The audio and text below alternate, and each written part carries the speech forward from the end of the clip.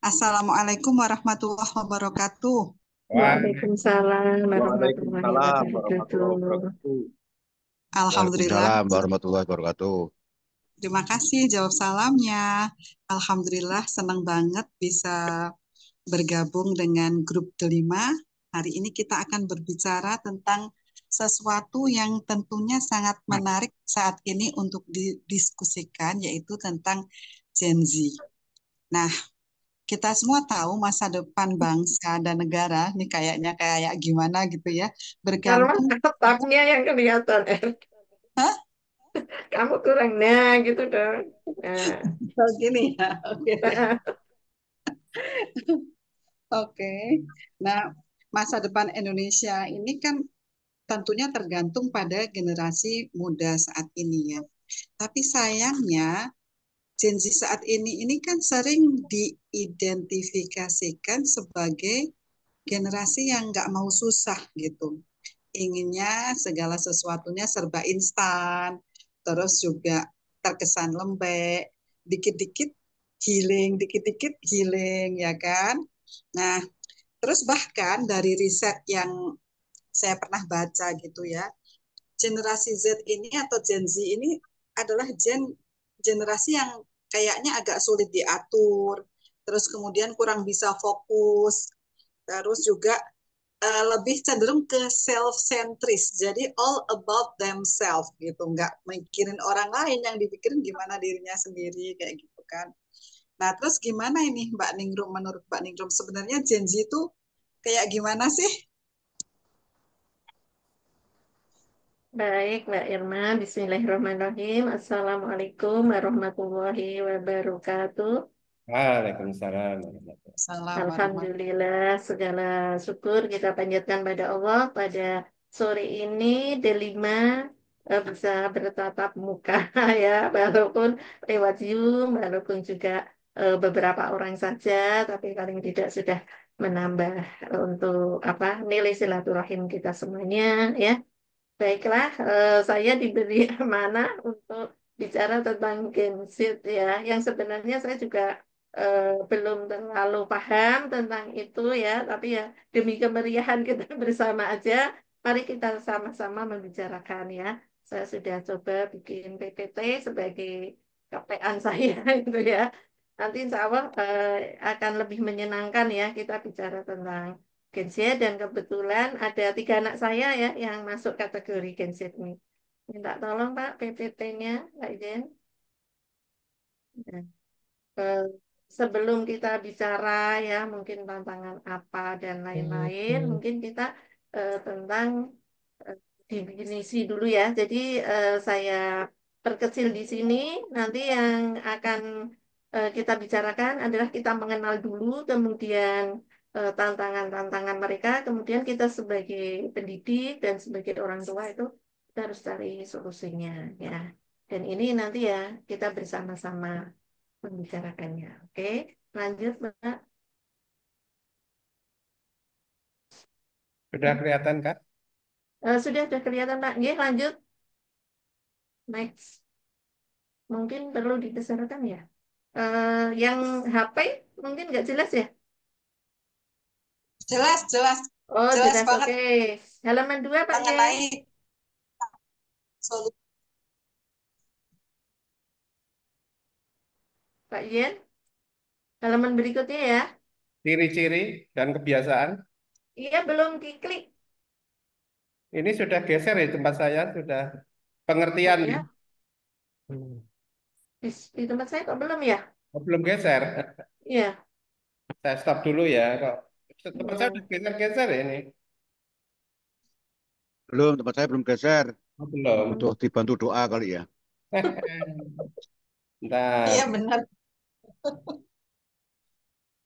Ini saya share dulu. Kelihatan belum?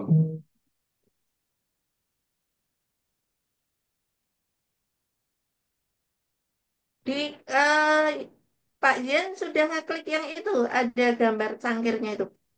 Gambar cat. Gelas-gelas. Soalnya saya belum tidak bisa masukkan ke saya ini pakai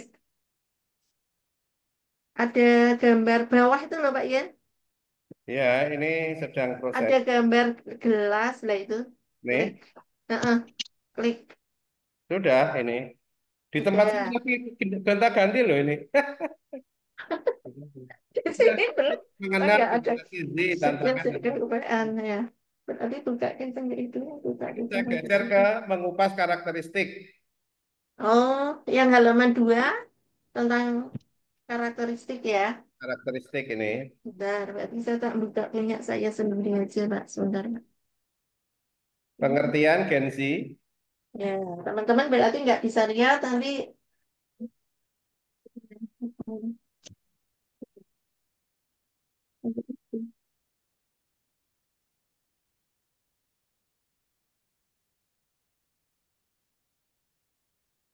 mengenal karakteristik ya dan masalah masa kini, yaitu sekarang pengertian dulu ya. Ini udah pengertian Gens itu mengupas karakteristik dan masalah generasi masa kini ya. Kemudian eh, kita pengertian Gen Z, apakah itu Gen Z? Yaitu anak-anak yang lahir pada tahun 1997 sampai 2012. Rentang usia yang mulai memasuki masa dewasa ya. Sekarang itu sudah memasuki masa dewasa dan mungkin akan menguasai sebagian besar generasi yang usia kerja ya. Disebut juga di Gen Z ini sangat akrab dengan teknologinya. Jadi mereka memang sejak lahir itu sudah mengenal teknologi, juga mengalami masa pandemi ya. Itulah mereka. Kemudian generasi yang sangat berhubung secara global, mudah mengakses dan memahami budaya global. Sementara ciri-ciri dan kebiasaan Gen Z itu antara lain melek teknologi sejak dini ya. Seperti apa yang saya sampaikan tadi, dia menguasai berbagai perangkat teknologi ya. Kita kalah jauh ini ya. Saya pun kalau tidak dengan anak-anak ya mungkin nunak-nunuk ya. Mungkin generasi kita itu memang harus dibantu anak-anak generasi Gen Z ini. Kemudian sebenarnya anak Gen Z ini mandiri dan kreatif dan cenderung menciptakan solusi sendiri. Kemudian fokus pada keberagaman dan inklusivitas ya, menghargai berbagai perbedaan ya. Jadi kadang-kadang nasihat kita itu juga apa kurang masuk, dia pasti akan menyampaikan kalau menurut saya seperti ini Bu, kalau menurut saya seperti ini Pak. Nah, seperti itu karena dia satu sisi itu juga percaya diri dengan dirinya dan dia tahu solusinya. Berikutnya, kebiasaan Gen Z itu dia aktif di media sosial ya. Kita melihat juga mereka tidak bisa lepas dari HP, kemudian dia punya akun-akun, nah itu untuk mengekspresikan dan berinteraksi. Kemudian lebih suka belajar mandiri, ya. Jadi dia tiba-tiba tahu banyak hal ya, karena dengan media sosial itu mereka akan banyak belajar. Kemudian juga tidak ingin hidup hanya untuk bekerja. Itu apa kebiasaannya. Nah, kemudian tantangan sekarang. Eh, Tekanan sosial media atau FOMO ya, itu dorongan untuk selalu terlihat sempurna. Nah, ini yang FOMO itu anak-anak ini merasa kalau dia tidak aktif di media sosial, itu dia akan merasa ketinggalan ya. Seperti itu. Jadi kadang-kadang dia stres sendiri juga. Oh kok teman-temanku seperti itu.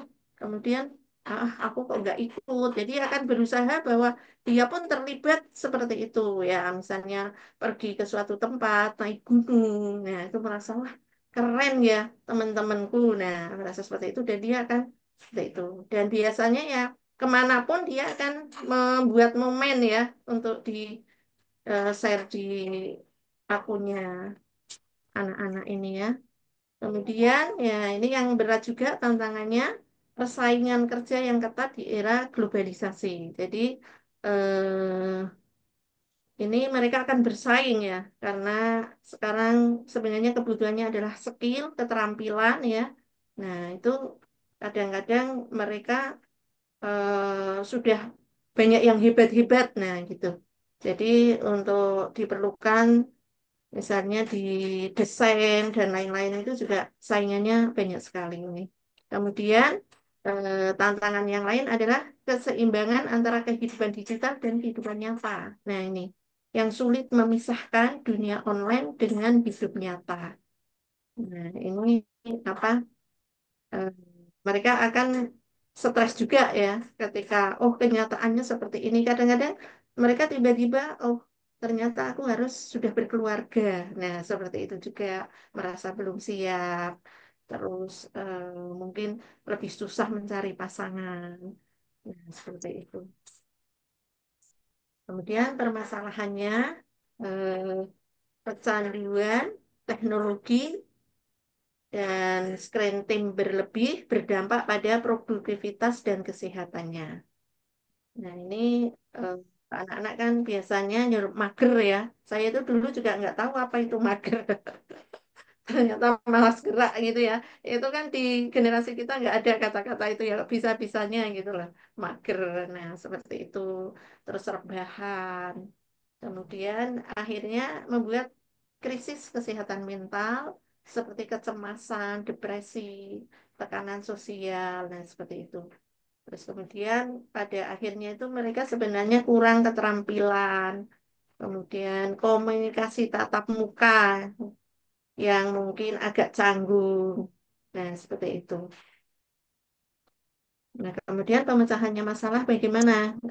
Sebagaimana eh, dalam agama kita bahwa kita harus mengkhawatirkan tentang generasi yang kita tinggalkan itu benar sekali ya. Bukan hanya kebutuhan pangannya saja ya, karena mungkin pangannya berlimpah, fasilitasnya juga sangat jauh melebihi kita.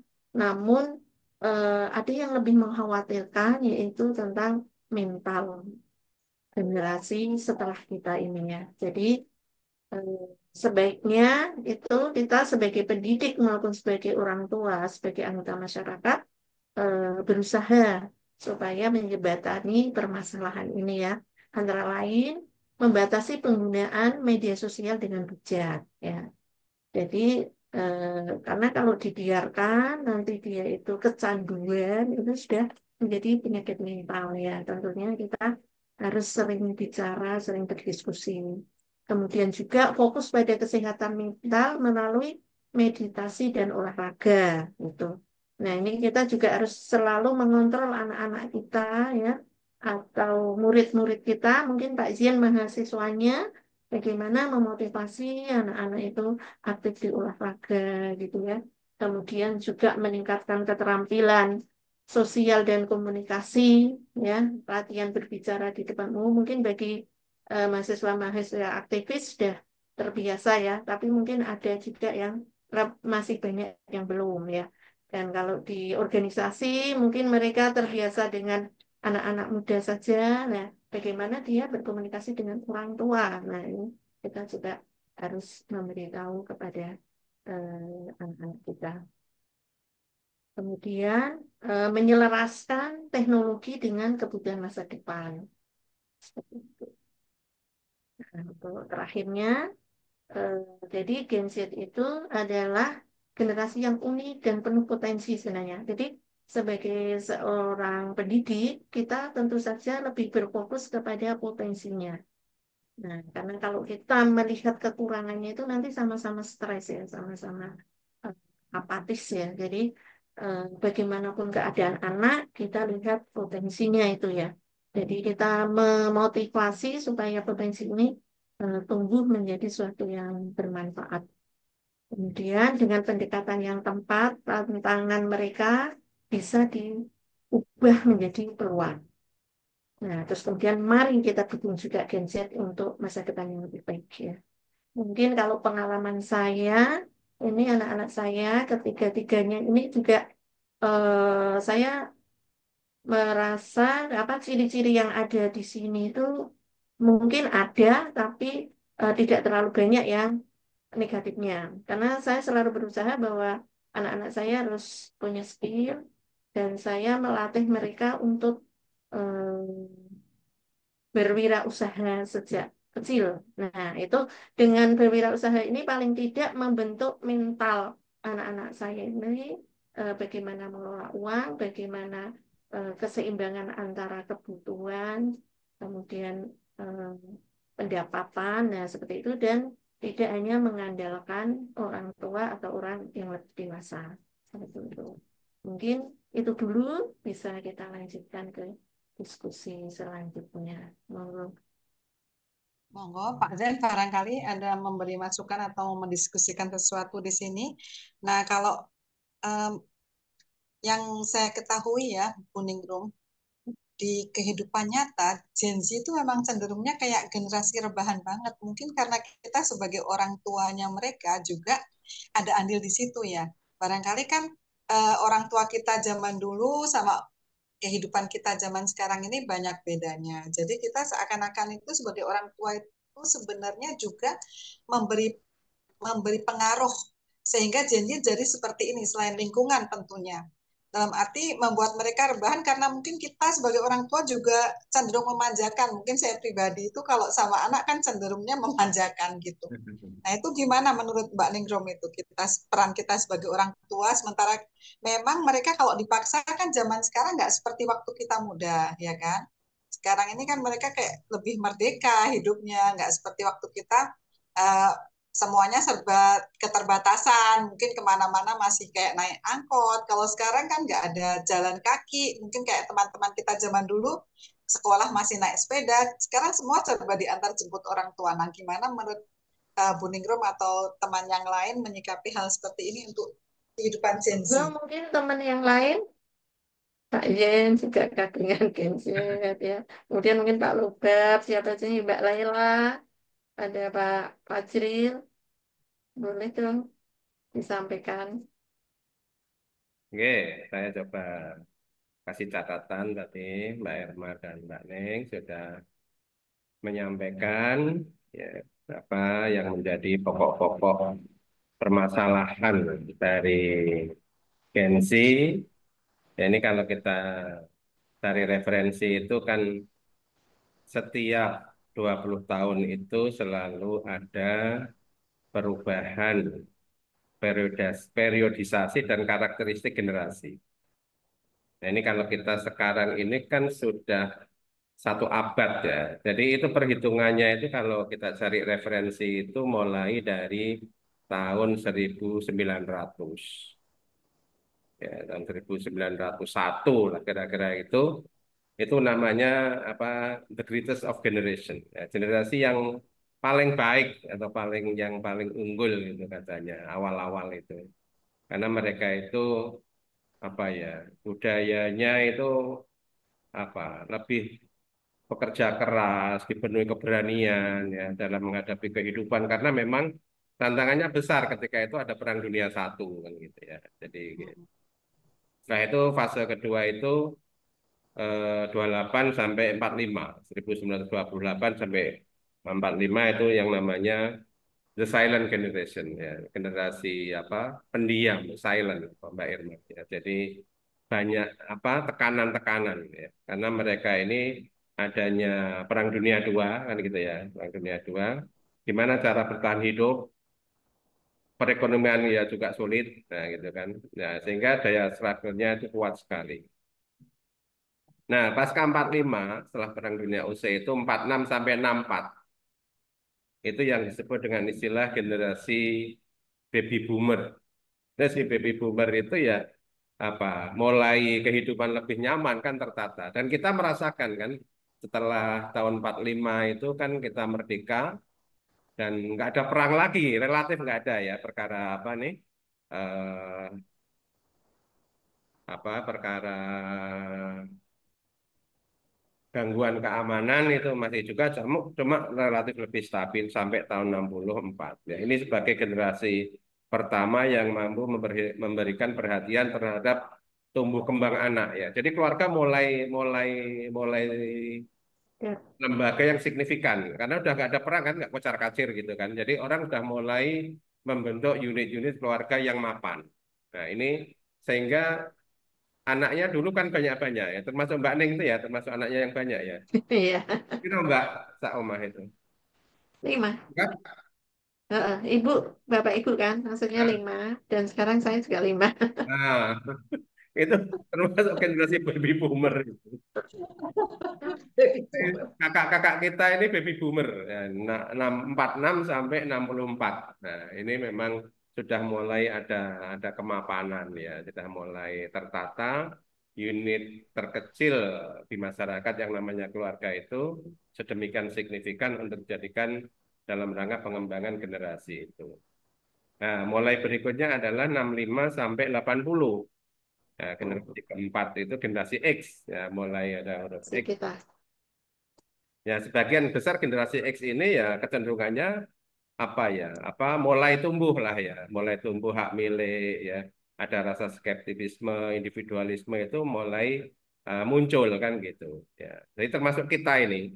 Tapi kalau ada yang apa menulis juga di lain tempat itu bahwa kita ini generasi yang paling hebat karena di saat kita Mengalami terjadi transformasi teknologi.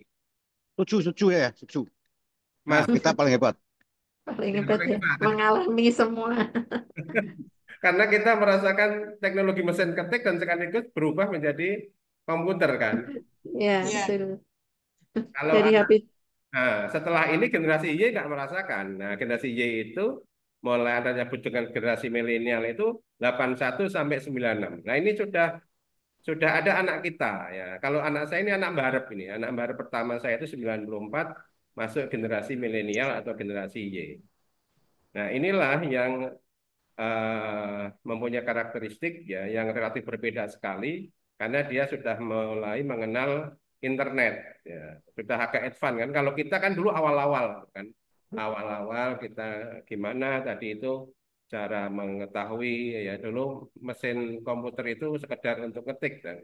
Nah ini anak-anak milenial itu 91 sampai 96 itu sudah mengenal lebih advance lagi ya pengenalan terhadap keberagaman mereka inilah sebagai awal ya anak-anak yang apa melek teknologi ya, generasi milenial ini sehingga dia itu sudah ada internet. Nah baru sekarang ini masuk generasi Z Gen Z itu 97 sampai 2012. Ini saya juga punya dua anak putri semua yang Gen Z ini. Kalau yang milenial tadi laki-laki kebetulan ya laki-laki ya karakter-karakternya mirip-mirip. Ya, Yang Gen Z ini ya mirip-mirip. Karena ini kan dengan memang sendiri-sendiri. kebabakan ini kan orang psikolog melihat fenomena atau perilaku masyarakat atau perilaku generasi itu berdasarkan pembabakan 20 tahunan ini dan karakter yang menonjol apa sih ya itu coba dikelompok-kelompokkan. Nah, ini sudah sangat inovatif sekali ya melek teknologi yang Guneng tadi ceritakan itu saya kira benar semua. Ya, jadi memang karakter-karakter inilah yang kita kalau tidak hati-hati, ya ibaratnya apa sih, bawa kristal gitu ya. Bawa kristal itu kalau kita nggak hati-hati, kebentuk sedikit pecah ya Bu Neng. Ya. Bawa itu kalau saya bahasanya positif aja lah, bawa kristal gitu ya. Kalau bahasa bahasa negatifnya kan bawa buah stroberi yang mudah mudah lonyot, mudah apa kena benturan sudah gitu ya, lembek nah gitulah ya. Ya itu realitas ya. Generasi Y itu seperti nah yang sekarang lagi muncul itu adalah nanti yang 2012 sampai sekarang alfa. ya, itu sudah ada yang namanya generasi alfa ya dengan segala kecanggihan teknologi artificial intelligence itu mereka sudah sebentar lagi akan menikmati ya apa keberkahan teknologi atau apa ya monggo aja cara mensikapinya ya karena memang teknologi itu bagi orang-orang yang pendekar berwatak baik kan sangat sangat membantu ya. Tapi bagi pendekar berwatak jahat kan sangat merusak. Ini kan tetap dua dua mata pedang yang tajam semuanya tergantung pilihan kita kemana. Nah, inilah yang sekarang ini sementara berkembang, orang menyebutnya sebagai 7 periodisasi generasi di abad ini, di akhir ini. Dimulai dari 1901 dengan 20 tahunan kira-kira perubahannya seperti itu. Ini menambahi. Lah kembali kepada Mbak Neng tadi yang spesial untuk Gen Z, saya sedikit ini ya, sedikit sharing lah kira-kira gitu ya, karena memang dua anak loro, ya, kebetulan wedok kabeh ya, alhamdulillah dekat sama bapaknya, ya, dekat sama bapaknya sehingga lebih tuntas di dalam berdialog, berdiskusi, ya, apalagi sekarang sudah tinggalnya jauh. Ini saya selalu menawarkan dan selalu mengingatkan, don't be average, jangan menjadi orang yang rata-rata. Ya, artinya orang rata-rata itu orang yang dicap oleh psikolog sosial itu ya menengahi gitu loh. Gen Z kayak gini, oh tak terima gitu. Dari generasi yang lebih, oh aku lembek lah. Apakah harus dinikmati seperti itu? Ya kan gitu. Sering kakaknya ya meledek lah. Kowe kan Gen Z toh, karaktermu kan kayak gini. Nah, Pak, saya agak sedikit marah pada waktu itu karena memang janganlah memberi label-label kepada anak kita, generasi kita itu dengan citra-citra yang kurang baik. Ya. Jangan menjadi yang rata-rata, tapi jadilah yang lebih dari itu. Kalau ada karakteristik yang seperti itu, ya semoga saya tidak kan gitu. Semoga lingkungan kita tidak. Nah, gimana caranya? Ya sekarang anak sekarang itu ternyata kan kuncinya itu ya ini mungkin saya sedikit nambahin Mbak Neng tadi. Kita ini orang tua tuh ngrungokke apa yang diceritake anak gitu. Ada kalanya kita itu sering-sering juga ya bosan ya, jenuh juga kan anak-anak yang sosok dulu kan masih sederhana, cerita tentang hal-hal yang sederhana. Ya, kita dengerin aja. Ya, itu lama-lama ternyata hanya sekedar itu.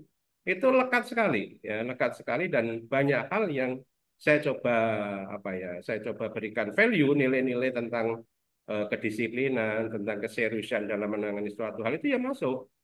Ya, meskipun cap gengsinya itu ya masih melekat, ya.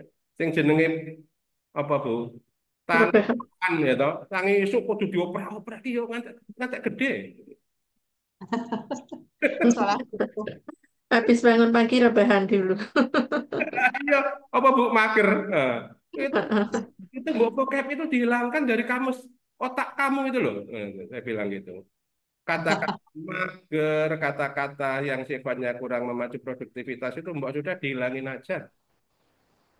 Hilangin dari kamusmu itu otak-otak apa kata-kata yang tidak memacu itu. Nah, ternyata itu bukan persoalan sepele kan gitu. Ya, Satu betul. pegawaian sendiri kalau anak sekarang kan itu membutuhkan apa nongkrong di 5 kafe itu baru kelar. Ya. Ngopi-ngopi itu loh. Saya kan Mbak Evi itu, Mbak Evi saya sedang nih sama anak-anak di Sleman. Sleman itu kan banyak sekali Bu kafenya. Ya, ya. Ya Oke. Allah. Itu Mbak membicarakan itu satu topik itu 4-5 sesi kan gitu, 5 seri. Ya, ya, ya, Inilah pengorbanan orang tua sekarang yang kita betul. bisa dekat sama anak-anak itu. Oleh karena itu, ya benar Mbak Irma tadi karakteristik-karakteristik itu saya akui semua, saya akui benar semua. Tapi apa kalian, ke anak saya kan, apa kalian tuh mau dianalisis oleh apa para psikolog-psikolog sosial itu dan mau menerima, ya, kan gitu. Kan nilainya kan sama sejak dulu. Yang namanya orang sukses itu kan harus kerja keras, harus kerja taktis, sistematis, orientasi ke depan. Tidak ada uang malas-malasan sukses. Nah, misalkan gitu, itu kan sejak dulu kan nilainya. Itu kan nilai itu nggak berubah. Nah, cuma tampilan anak sekarang dengan disertai analisis yang kayak begini seolah-olah, nah ini pengalaman saya Mbak Irma kemarin jalan-jalan di sekolahnya yang sekolah Taruna Nusantara. Nah, Taruna Nusantara. Itu kebetulan kan itu kepala sekolahnya anu Semanik itu kepala sekolahnya Oh Semanik. iya tuh. Heeh, Hmm. Semanik tahun berapa lah pokoknya sepuh Ya, itu sudah pensiunan kolonel apa jenderal itu. Pak kami nggak kenal gensinan gitu loh. Ya, wow. betul. Saya itu udahlah biar aja itu analisis psikolog sosial membaca situasi per generasi dia cara membacanya begitu, monggo aja silahkan gitu loh. Ya. Karena itu memang kecenderungan. Hmm. Tapi kami nggak mau dong kalau itu ditempelkan kepada generasi muda kita yang dia didik kan gitu ya, dia didik di Taruna Nusantara itu kan ya bela negara, terus Hmm. gemblengan fisik, mental dan sebagainya itu kan luar biasa. Nah, artinya kalau dia itu tidak menyerah gitu loh dengan karakter-karakter yang seperti itu tidak menyerah. Kami ya sudah gitu. Monggo aja orang berpendapat, kami punya kurikulum yang seperti ini. Gitu loh. Ya, baguslah ya. Artinya kan ya monggo aja orang psikolog, sosial, pengamat macam-macam itu memberi memberi bacaan, memberi analisis itu oke-oke saja. Dan itu kita terima. Dan itu banyak yang cocok. Tapi apakah menyerah sampai di sana? Nah, inilah pertanyaannya. Saya juga di kampus sering-sering ya wes beda banget lah kayak kita dulu cari ilmu di kuliah dulu kan. Wes bedone oke banget orang musisi, bedone oke banget. Apalagi di perguruan tinggi swasta yang relatif ya sumber pendanaan itu semuanya dari mahasiswa. Nah, oleh karena itu kan tidak bisa kenceng-kenceng. Nah, kenceng-kenceng nanti ya jelas apa nggak pada tertarik lagi. Nah, oleh Nggak karena pada dasar. lah ya tahu daerah anak negeri iso itu Pak PJW, Pak Pratama, suaminya Mbak Ning. Kenceng-kenceng ning Undip iso lah kami. Nah, kenceng-kenceng kan bapaknya teko, le apa ono anakku tak sekolah kene. Negeri bisa kenceng lah ya. Saya itu kemarin ngadepi banyak hal lah ya. Pokoknya kalau cerita ini ya, nggak rampung-rampung. Itu kehilangan motivasi belajar itu banyak sekali. Sudah di tingkat perguruan tinggi loh. Udah masuk kuliah loh. Itu apa ya? Kehilangan motivasi belajar atau mengejar. Kehilangan motivasi untuk menyelesaikan studi. Ya, perkara di belakangnya itu ada apa? Karena Mbak Irma, jadi dari 800 mahasiswa itu 200 tidak teridentifikasi. Jadi masuk setelah itu nggak keluar-keluar. Hmm. Nah, anak 200 ini kan Masya Allah. ini. Case per case satu persatu itu Ya pada Allah. intinya itu mereka sudah ogah-ogahan. Nah, akhirnya kan Betul. lucu ya. Masa kita orang-orang anak kuliah itu kami itu pernah mendatangkan orang tuanya. Jadi orang tuanya kita panggil semua, terus anak yang ini gimana ini ya gitu loh. Wah, banyak hal lah ya. Ceritanya banyak sekali yang semuanya itu nuansa gensinya itu ya. Saya kira itu tambahan saya. Monggo nanti dilanjut lebih Ya. banyak. Oke. Insya Allah terima kasih sekali Pak Yen ya. Kami juga tentunya kita semuanya merasa cocok apa tadi yang disampaikan Pak Yen ya. Jadi untuk solusi itu kedekatan orang tua dengan anak. Nah itu juga utama ya. Kemudian apa yang dibicarakan Pak Yen tadi eh, di universitas negeri pun seperti itu, tapi mungkin apa presentasinya lebih kecil, Pak. Jadi karena anak-anak sekarang itu kan dituntut dari universitas itu harus cepat lulus, Ya. nilai juga harus baik. Nah, itu malah pada ah saya nanti aja, saya seperti ini aja nilainya nanti baik. Saya pasti akan dibantu oleh dosen. Dan ketika ketika dia itu harus skripsi itu nanti begitu waktunya sudah mepet tuh ngoyak-ngoyak dosennya kan Pak. Karena kan mereka skripsinya harus lolos juga, tidak seperti kita dulu. Ada nilai E, ada nilai D. Kalau sekarang enggak. Nah, itu juga menjadi mental anak-anak itu menjadi malas, kurang tantangan. Nah, ini kan akhirnya di dunia kerja pun mereka tidak tahan dan generasi Z ini sering resign, nanti mau pindah pekerjaan. Nah, seperti itu karena di tempat pendidikannya pun sepertinya merasa dimudahkan Oh, ya. dosen dan universitas yang mengalah gitu. Nah, ini menjadi mental mereka seperti itu. Nggih.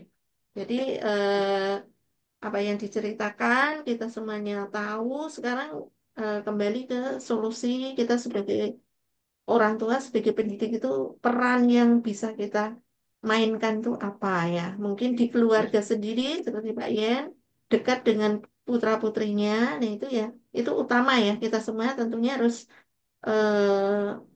jangan sampai anak itu di, diutamakan tuh cerita itu pada orang tua dulu ya.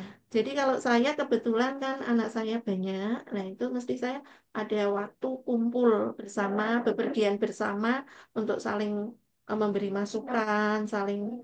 Nah itu mesti momen-momen yang dirindukan. Jadi ketika anak saya mungkin mau ambil jurusan kuliah itu ya berembuk semua, kakak-kakaknya gimana? Oh ya, sini aja deh jurusan ini saja seperti ini. Terus kamu jangan kebanyakan eh, organisasi.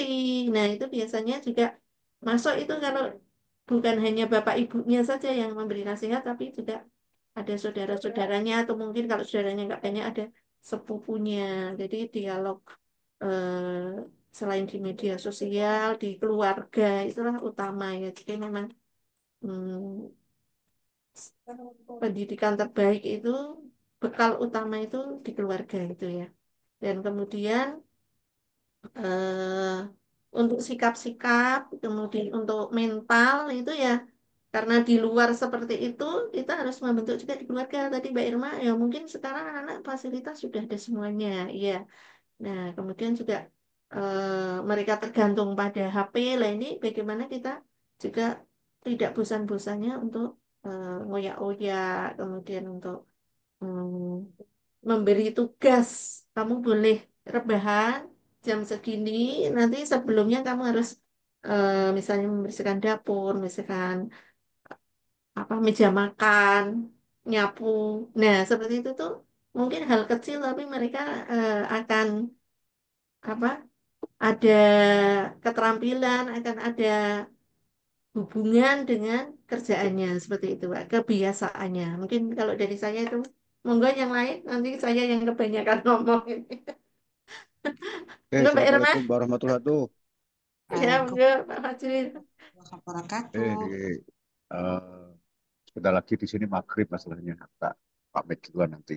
Tapi sebelumnya, Bang, Mbak Irma, zaman Ya, bapak-bapak kita ini dulu, heeh. apakah pernah membicarakan bahwa kita ini generasi X? Nggak pernah Ya sih. nggak ada. Nggak ada Ya, kan? Nah, nggak ada.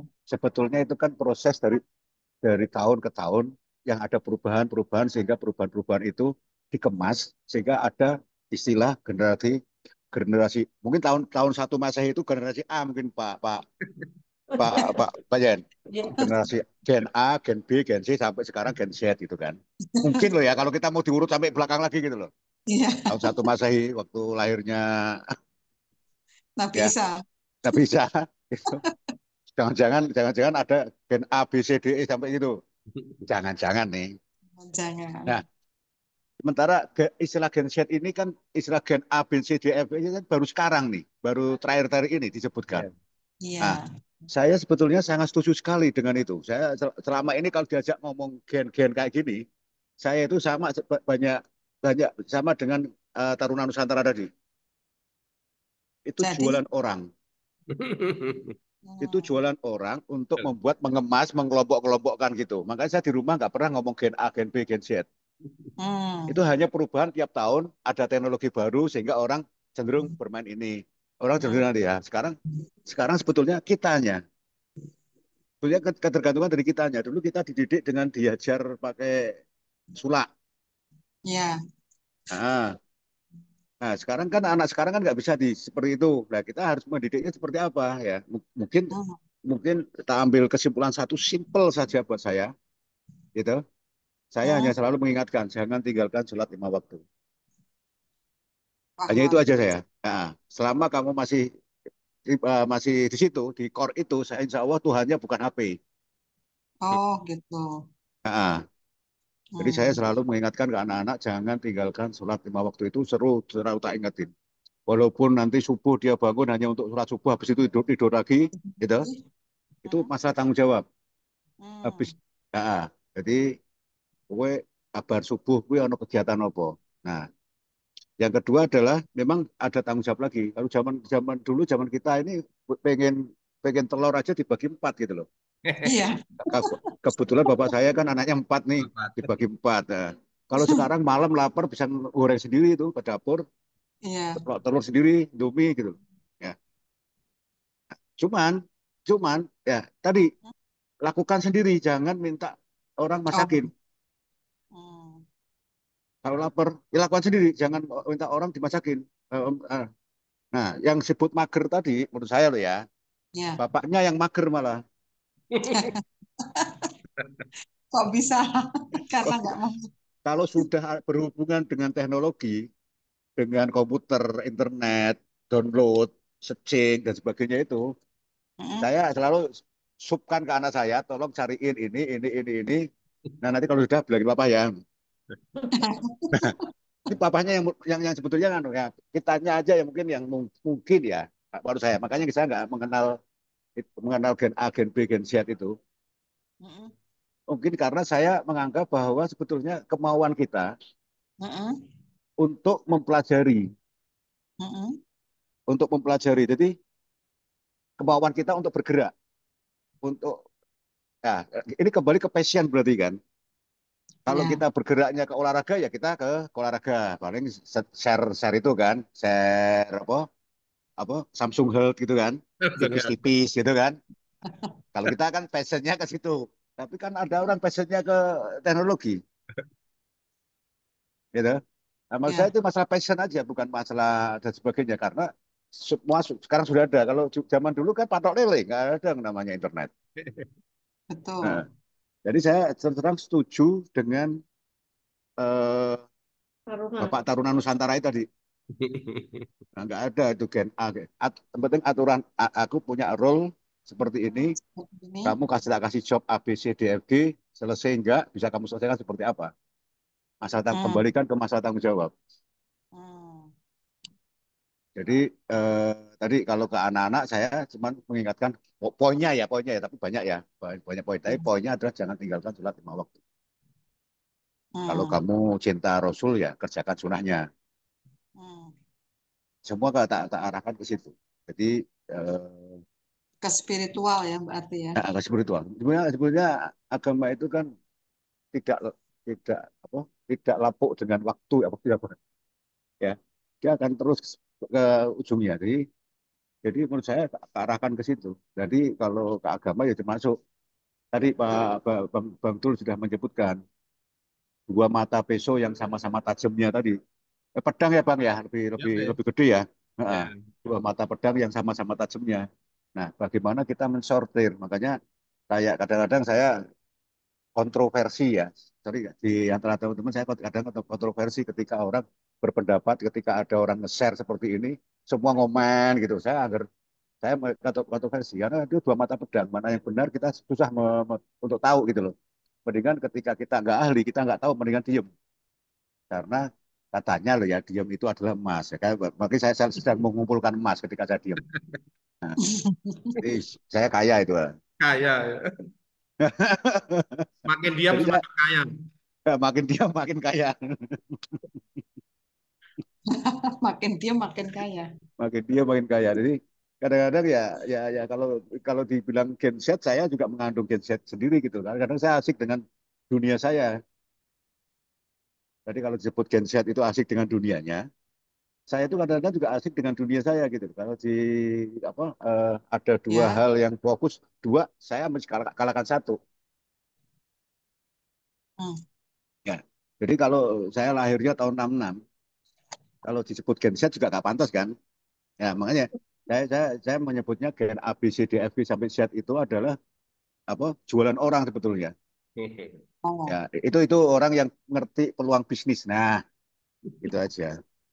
Silahkan karena itu kan bagian dari bisnisnya dari dunianya kan kalau dia nggak melakukan itu juga nanti salah juga karena eh, apa disiplin ilmunya itu ke arah situ gitu mengkelompokkan tapi jangan menjustifikasi bahwa orang itu ini tetap kembali ke karakter masing-masing. Ya. Kembalikan ke karakter masing-masing ya itu mungkin pendapat saya ya Bang ya Mbak Ya. Mbak Ya. Neng ya. Ya, ya Nih. mungkin kita semuanya berpendapat seperti itu juga, Pak. Ya, jadi Hmm. saling menguatkan. Saya sebenarnya juga nggak paham ini gadget. Kok Pak Yen ngasih tugas gadget, baru saya baca-baca. Oh, ternyata Nggak apa-apa dibagi-bagi ini kan seperti bagian dari ini. diskusi Heeh. Iya, tapi kan kan ini kita kan tahu toh, ketika anak kita bicara tentang komunitas dia. Nah, itu memang ini ya apa bagian dari itu orang yang cari untung, yang dia bisa menganalisis, membaca ciri-ciri, kemudian dibagi menjadi fenomena yang menarik gitu ya. Ya memang sebenarnya sangat tergantung pada pribadi kita masing-masing ya. Kalau yang tadi Pak Fajril untuk mungkin yang suka olahraga juga ada, yang suka menghafal Al-Quran juga ada juga kan, tidak terpengaruh dengan itu. Tapi memang ciri-ciri secara keseluruhan ya mungkin bagi kita hanya sebagai pengetahuan aja ya Pak ya. Ini kalau anak-anak kok apa mungkin yang sudah sampai jenjang mencari pekerjaan, kerja kayak gini, ini benar-benar ada ini tetangga saya atau mungkin keponakan saya keluar ganti. Nah, seperti itu juga. Itu faktor lingkungan juga Memang kan. kalau ya itu kalau menurut Pak Fajri Lubab ini kan pastinya banyak yang melamar pekerjaan dari Gen Z ya. Gimana kalau mereka output? Yang di proyek itu Gen Z kan banyak tuh. Saya juga ngetes orang-orang masuk ke pegawai kok bagian ngetes teknisnya. Gimana kalau Ya, menurut Pak Lubab ya, nih? ya kalau saya melihatnya begini, Gimana? tetap tesnya sama, standar masuknya sama. Cuman saya kan melihat orang-orang yang saya ketika wawancara dengan saya tes, Mm, saya melihat apa pelajarannya kurikulumnya yang berbeda ya. mm, Karena ketika saya tanya dasar struktur, dasar banget, mm. itu mereka nggak ngerti. Nah, Dasar banget ketika wawancara loh ya. Jadi kan tidak ada HP dan laptop atau buku di sebelahnya gitu. mm, Nah, cuman mungkin yang saya melihatnya sekarang ini, nah contoh itu benar apa enggak saya juga nggak ngerti apa skenario atau nggak ngerti. SMP kepanjangannya apa? Sekolah iya. makan pentol. Eh, Bang, aku mau pernah berpendapat gini bang. Sekarang ini anak-anak SMP sekarang ini generasi P pak, Gen P pak, bang, generasi pentol.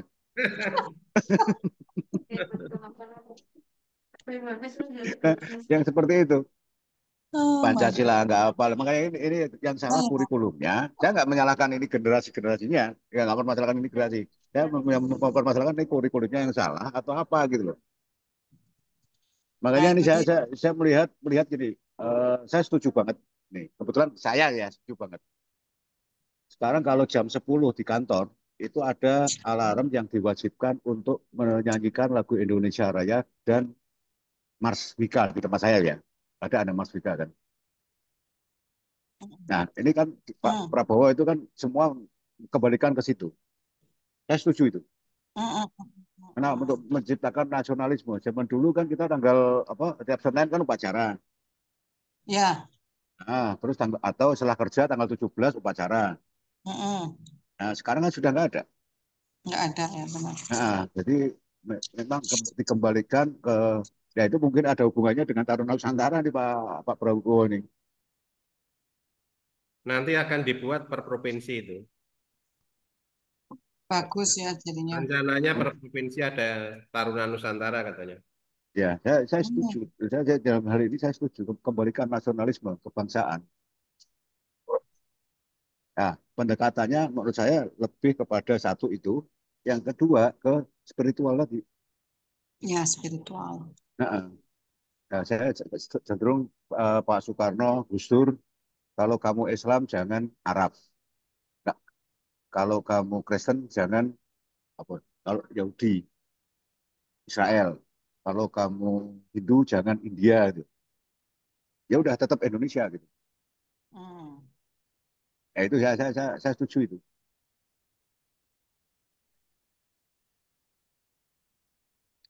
Nah, ini kan fenomena ini sudah di opok-opok ke sana sini gitu loh Bang. Jadi ya mungkin ini terlalu dalam mungkin ya mungkin ya monggo silakan saya kembalikan Mbak Ningro mungkin saya sebentar lagi maghrib izin pamit ya. Monggo, monggo. Kebetulan Wita, nah, makasih. Assalamualaikum warahmatullahi wabarakatuh. Wah, Waalaikumsalam warahmatullahi wabarakatuh. Terima kasih Pak Fajri Lubab atas hadirnya di diskusi kita kali ini. Terus kemudian barangkali Mbak Ningrum dan Pak Zen bisa menanggapi POV atau point of view Gen Z dalam menghadapi bonus demografi yang terjadi saat ini, di mana menurut data ada 9,9 juta Gen Z yang pengangguran. Padahal kalau kita lihat iklan lowongan kerja juga banyak loker itu. Gimana ini sebenarnya fenomena apa yang terjadi segitu banyak pengangguran, sementara juga lowongan kerja banyak. Terus ke depan ini kira-kira Gen Z itu masa depannya seperti apa ya? Barangkali Mbak Ningrum atau Pak Zen bisa membantu menjawab atau teman kita yang lain. Mbak Lela itu tenaga kerja itu Mbak Lela itu. Ya, monggo Mbak Lela. Ya, kerjanya di Dinas Tenaga Kerja. Mbak Lela. Heeh. Itu lebih lebihan beliau itu. Lebih paham Hmm. data dan juga lebih paham arah. Ada di sini nggak Mbak Ada Lela? itu Mbak Lela itu ada itu. Mbak Lela dan pas itu sebenarnya dia kan kerja di Dinas Tenaga Kerja atau Mbak Elvi kalau di anu kita itu. Kalau udah pensiun tapi. Jadi dari pengalaman ponaan-ponaan yang ada ya, kalau ponaan dari suami saya itu kan rata-rata memang kerja, tapi tak lihat memang Mm-mm. seperti sudah dapat pekerjaan di Bank Jateng, terus mereka resign, seakan-akan tuh berat banget pekerjaannya. Padahal kalau generasi kita dulu kerja berat itu kan hal yang biasa. Saya Iya. dulu juga kerja dan kerjanya juga berat, walaupun misalnya kayak di hotel. Tapi zaman sekarang ini generasi sekarang kok tak pikir kenapa kok harus resign misalnya gitu. Nah, kalau dari ponaan-ponaan dari saya, rata-rata bisnis ya, maksudnya ada yang buka toko. Kayaknya kalau buka toko itu ya lebih ke arah kita banyak bergaul, terus banyak update, sekaligus juga ada backup spiritual yang memang harus kita lakukan istilahnya lain ya dunia kerja dengan dunia usaha. Saya sendiri waktu kerja gitu kan kayaknya kita uang tuh bisa datang tiap bulan, tapi kalau kita udah usaha tuh bener-bener kayak harus deket sama Tuhan untuk dapetin jalan rezeki yang lapang kayak gitu. Nah, kalau generasi sekarang ini di dunia kerja kayaknya mereka beberapa keponakan yang sudah S1 itu kok agak kesulitan memang cari kerja yang sesuai dengan keinginan mereka. Gitu ya. Ya memang begitu Mbak Erma. Jadi memang ya kita akui lah ya penciptaan Oh, lapangan pekerjaan itu kan ya nggak gampang dan juga kompetensi lulusan yang connect dengan lapangan pekerjaan itu juga nggak gampang. Sebenarnya usaha-usaha ke arah sana itu sudah banyak. Teman-teman kita yang guru SMK itu sudah banyak yang link and match dengan industri. iya, SMK itu sekarang favorit karena memang eh, SMK ya. siap kerja dan siap disalurkan juga. Ada yang berani itu kalau Iya. teman kita Pak Budi Laksono itu jaringannya udah lumayan itu ke luar negeri juga. Ada yang diberangkatkan ke luar negeri dan itu sudah bisa memenuhi Oh, potensi. Nah, ketemunya lembaga pendidikan yang membuat produk dengan ketemunya pasar ini kan nggak gampang ya. Senjangnya begitu lebar. Dan kita ini, iya terutama benar. sarjana, Mbak. Sarjana itu kan, Mm-mm, mm-mm. ya, miris saya itu. Saya itu kan beberapa Lah waktu, ya, beberapa waktu yang lalu sering tugas mewisuda, ya. Mewisuda itu setiap kali ngalu oh, tugas, setiap kali salaman, itu jane ya seneng, tapi jane ya sedih. Setelah itu, iya. mana anak-anak ini, kan gitu. Nah kalau kayak Pak Zen gitu, universitas nggak ada link and match atau ada? Kalau sarjana agak repot ya, Agak repot. agak repot. Banyak juga kalau yang diploma, yang Mm-mm, vokasi itu agak mm-mm, mending, nah, agak mending itu. Karena mm-mm, memang apa industrinya itu kan dekat sekali kan dengan apa produk kompetensi yang dihasilkan. mm-mm, mm-mm, Sarjana itu lebih cenderung ke melanjutkan ya, ke melanjutkan mm-mm. kompetensi praktis, kompetensi teknisnya kan relatif agak kurang dibandingkan dengan yang diploma itu. Nah, sehingga mengisi ke apa mana pasar-pasar kerja itu ada kalanya malah sebagian besar nggak connect Mbak. Jadi lulusan ya toh, sarjana ilmu pemerintahan nanti kerjanya ada yang di pabrik, ada yang kerjanya di bank, ada kerja di mana-mana. Ya artinya apa lulusan sesuai dengan program bidang studinya itu sekarang ya repot. Yang penting dapat kerja kan gitu. Iya benar. Nah sebenarnya iklim pemerintah itu sudah menyiapkan loh ya. Sebenarnya iklim-iklim kompetisi untuk anak-anak yang unggul itu sudah ada, tapi kan sedikit. Ya, Pengalaman anak saya kemarin apa ya, apa lolos di BUMN itu luar biasa perjuangannya. Dari ratusan, Mbak, dari 700 apa 800 tuh untuk memperebutkan 4 formasi. transformasi. 4 formasi, bayangin aja itu 6 7 step yang harus dilalui. 67 atau 6 Hmm, dan 6 sampai 7 step. 6 sampai 7 step. 6 sampai 7 step. Jadi mulai dari administratif dulu disaring, hilang. Setelah Hmm, itu tes ini hilang. Hingga sampai akhirnya tinggal 8 untuk diambil 4. Nah ini kan hmm. sampai kesehatannya. Teman saya itu punya anak, perutnya gede dikit, nggak lolos. Insya Allah. Nah, jadi sehingga ya itu, pada waktu detik-detik Iya. terakhir itu anak saya juga ya wes pasrah we karena Gusti Allah. Alhamdulillah bisa lolos. Dan itu luar biasa, Mbak. Ya, artinya tidak semua anak bisa kan untuk sampai ke jenjang itu. Ya secara politis mungkin pemerintah udah oke lah, dia nyiapkan untuk anak-anak apa Gen Z dan untuk yang pinter-pinter, tapi kan sedikit gitu loh porsinya. Dibandingkan dengan jumlah janji yang ada ya. Itu dia. Dan bonus demografi itu kalau nanti kita nggak bisa ngelola dengan baik, itu jadi bumerang malahan. Seharusnya dia bekerja dan dia dia bisa produktif, tapi tempatnya nggak ada, itu justru malah jadi persoalan. Mm, Saya mm, itu mm. 2 3 tahun ini kan jalan-jalan terus gitu, sama pekerja migran ke Hong Kong, ke Korea itu, mesake itu. Mm. Di sininya mesake, tapi setelah di sana dia seneng. Seneng itu Yang karena nomor satu, Pak ya. dalam Yang yang putri apa yang laki-laki ini? yang mana Mbak Deng? Yang di BUMN yang baru Oh, keterima. yang putri nomor 2, yang Oh, yang yang paskibraka itu ya. ini, yang apa keselamatan kesehatan kerja itu. Oh, iya iya. Itu alhamdulillah itu lah. Mm-mm. Saya sendiri ya sebagai sebagai orang tua melihat perjuangan dia itu, wah kalau ini ya nggak bisa anak-anak biasa nembus lah dengan Iya. modal kayak gini dari Mm. apa dari segi kompetensi. Nah untungnya anak saya itu juga pernah kerja setahun. Nah, Oh, jadi pengalaman ya, punya betul itu pengalaman. dia Mbak. Jadi pengalaman dia di kuliah dibandingkan dengan pengalaman dia di lapangan Pekerjaan kerjaan itu. lapangan. Hmm. Jadi match kan diwawancarai gitu gimana kerja dulu gini-gini ya pinter jawabin mereka itu tahu kan. Nah bagi yang Iya, itu benar. 0 tahun fresh graduate, nah iya gue.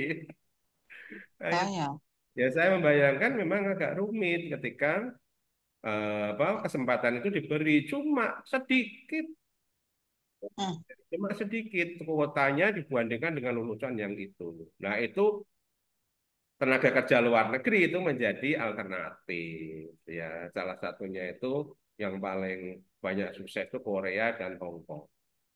Saya di dua negara itu ketemu mereka ya kasihan di Indonesia tuh kasihan. Tapi setelah sampai sana pekerjaan yang sederhana-sederhana itu ya lumayan lah pendapatannya. Ya bisa ngirim ke saudara-saudaranya di sini itu. Nah itu kan sedikit juga, meskipun sudah banyak ya sedikit juga dibandingkan dengan yang peluapan jumlah tenaga kerja. Termasuk Nah, anaknya Mbak Ningrum ya, Mbak Ningrum. Mbak Ningrum. Yang di Australia. Ya. Mm-mm, di Australia dia, Pak. nah, yang bisa work from home itu Mbak apa? Iya, iya.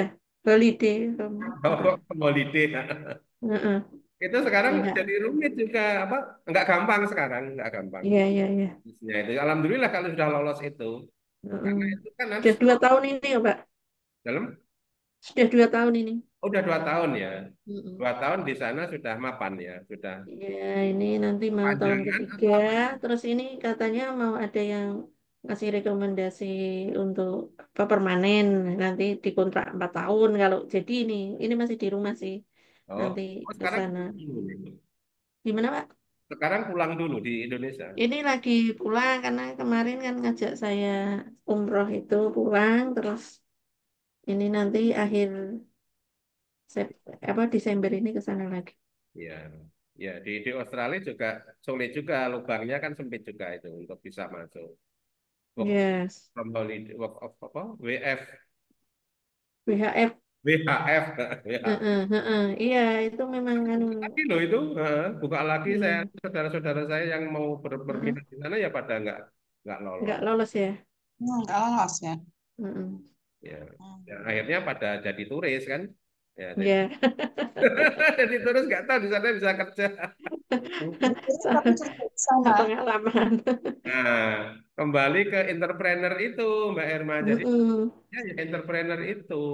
Mm-mm, saya juga merasa itu Pak di entrepreneur ini anak-anak saya itu walaupun ini yang nomor 2 itu kan sudah di BI tapi kan dia entrepreneur juga terus adik-adiknya semuanya ini bahkan yang terakhir kecil itu ini barusan itu kan kemarin-kemarin belum tiba-tiba punya ide bikin buket itu loh Pak karena dari ini Bu kok sekarang dikit-dikit pada karangan bunga itu ya mau proposal apa maju ujian proposal aja dikasih karangan bunga lah akhirnya dia bikin itu tadinya kakaknya lah dek apa nih hasilnya Aspiro tapi saya kan tidak orientasi ke hasil kan yang penting Mm-mm. perjuangannya terus pola berpikirnya nah itu jadinya saya oke ibu dukung ya kadang kita nganter Pak ke Bandungan itu ya runtuh tok sih rak popo tapi kan akhirnya dia oh ya bu aku sekarang nggak jadi dia nggak banyak mager terus dia sibuk ya terus kemudian Hmm. dia bisa ngatur uang terus bilang gini aku sekarang kalau mau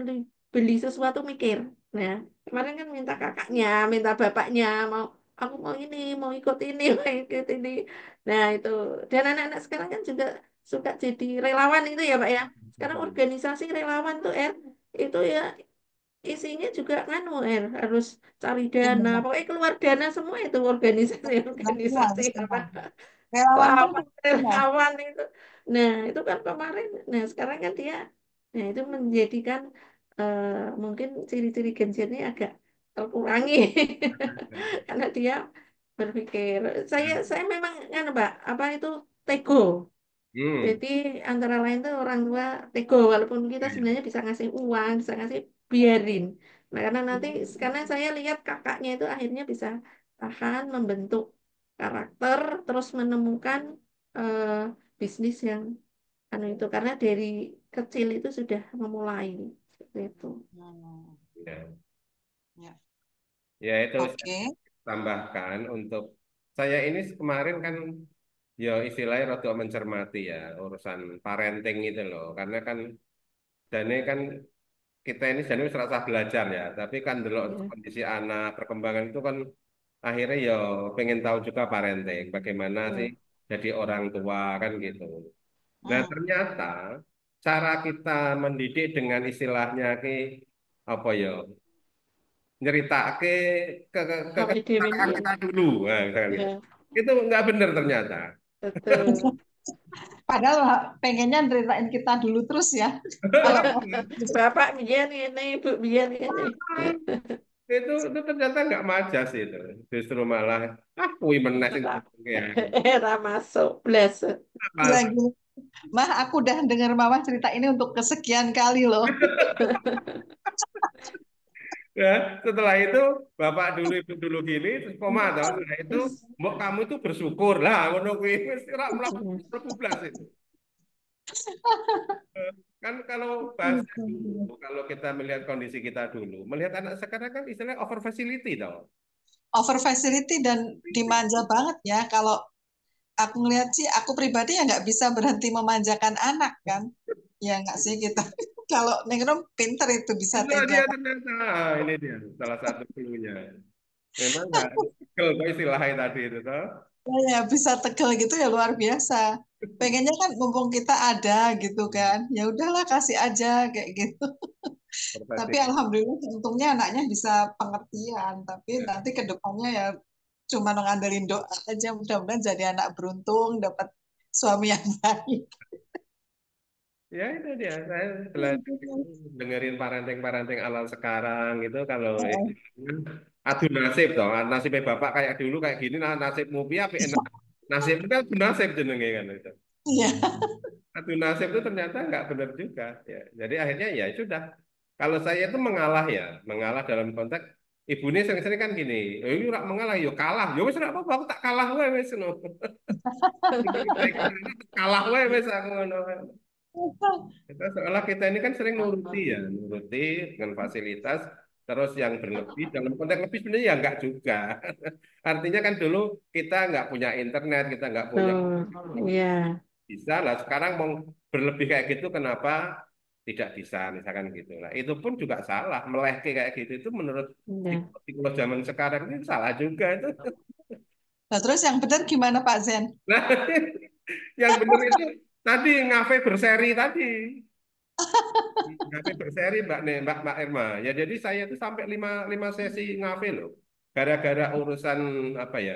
Urusan mau kuliah di mana itu ya berseri-seri.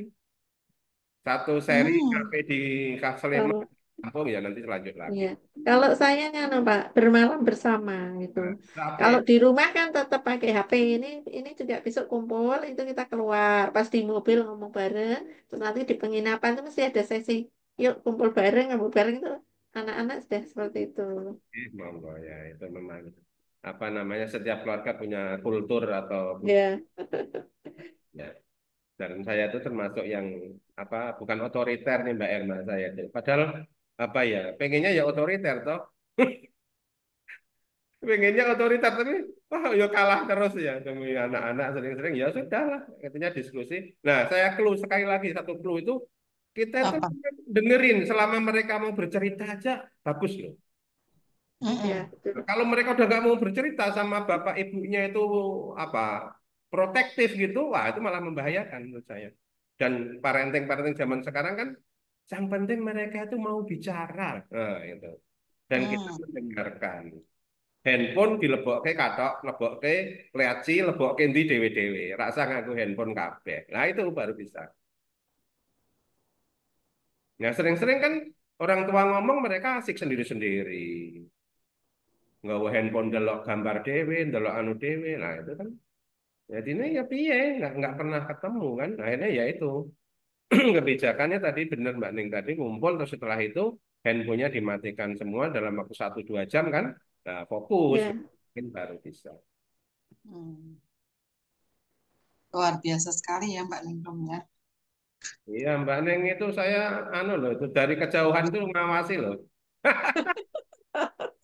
Lah, outputnya itu cara mendidik anak itu loh kan ya kalau detailnya saya nggak tahu ya cuma dari makronya kan lihat gitu loh. Oh iya. ya, amin. Nah, mudah-mudahan Pak ini juga belum apa-apa. Maksudnya saya sudah apa berusaha seperti itu.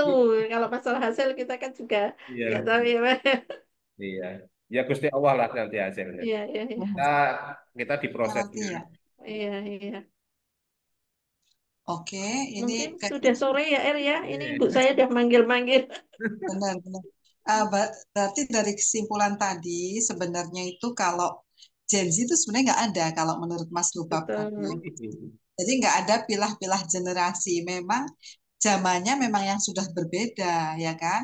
Jadi yang penting yang pertama kali adalah komunikasi dalam keluarga, tetap kembali pada keluarga lagi, gitu. Terus membuat anak mau bicara, ternyata itu sesuatu yang penting. Yang penting mereka bisa mengungkapkan isi hati mereka pada kita, orang tuanya, hingga kita tahu seberapa sih jauhnya anak kita, begitu kan? Mungkin kan? Ya, Jauhnya dalam berjalan, dalam berlayar, dalam kehidupan mereka. Terus the most important one adalah ternyata spiritual tetap ya nggak sih? Jadi betul. whatever they do, the most important one is keep praying. Jadi kewajiban mereka untuk sholat kalau dia orang Islam harus tetap dilakukan. Kalau saya sendiri juga udah ngerasa udah nggak tahu lagi gimana menyelamatkan anak. Kebetulan anak saya di pondok, ya saya wanti-wantinya seperti Mas Lubab tadi, whatever you do, just do the best two things. Jadi sholat dan sholawat jangan ditinggal. Insya Allah nanti dia diselamatkan oleh Allah. Karena kan kita nggak bisa ngawasin dia gimana apakah di pondok ada bulian atau tidak. We cannot watch them 24 hour ya kan. Iya. Jadi ya eh, pertama spiritual, kedua adalah eh, tadi itu dalam keluarga, komunikasi dalam keluarga, dan yang ketiga saya tadi ambil dari Pak Zen bahwa kita memang terus make noise atau terus-menerus menekankan bahwa memang dalam hidup ini ada value-value, nilai-nilai yang harus kita lakukan, mungkin disiplin atau apa tadi bekerja kayak apa ya, tanggung jawab, dikasih worksheet apa yang sih harus hari ini kamu kan pulang dari pondok misalnya kalau saya ya, nanti jangan lupa ya diatur lemarinya atau bagaimana yang dia bertanggung jawab untuk melakukan itu. Last but not least, untuk menghadapi bonus demografi ini memang kita harus ngajarin anak-anak kita mungkin ke arah entrepreneur ya. Kalau di keluarga saya memang hampir semuanya entrepreneur, nggak ada yang bekerja gitu kan di pemerintahan. Saya lihat sih dari keponakan saya misalnya nyewain mobil juga bisa, jualan parfum juga bisa, walaupun memang tidak apa ya, kita harus tough banget karena memang entrepreneur tuh kan banyak jatuh bangunnya dibandingkan orang yang bekerja gitu. Betul. Barangkali itu ada tambahan mungkin yang mau disimpulkan di sini, Sampun, sampun, Mbak Ningrum atau Pak Z? sampun, saya sudah cukup. Sampun ya. Baik kalau begitu, alhamdulillahirabbil Ih, alamin. Ya, bagaimana Mbak Ningrum, ada ya tambahan sudah, tadi? saya kira sudah sore. Alhamdulillah.